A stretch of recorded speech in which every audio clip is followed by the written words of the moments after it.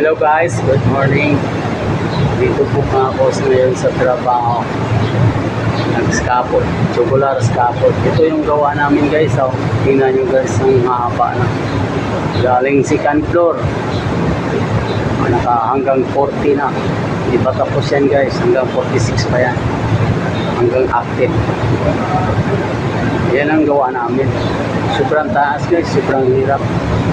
Ang bandera sa size, ang hirap talaga guys, pero itiis na lang kasi wala nang iba rin tao, nagbawas na rin, kaunti na lang kami.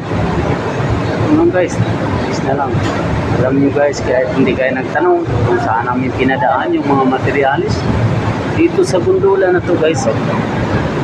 Ito sa gondola na to guys, dito namin pinadaan yung mga materialis. Ito, sakay na namin dito, pabalik-balik para lang mabuo namin yung scaffold kasi wala talagang ibang daanan guys.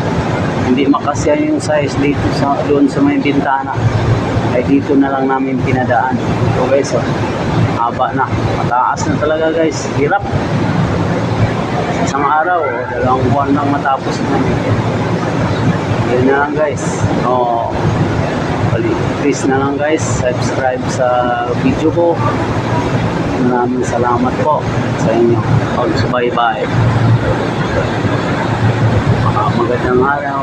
Have a nice day. Good Saturday.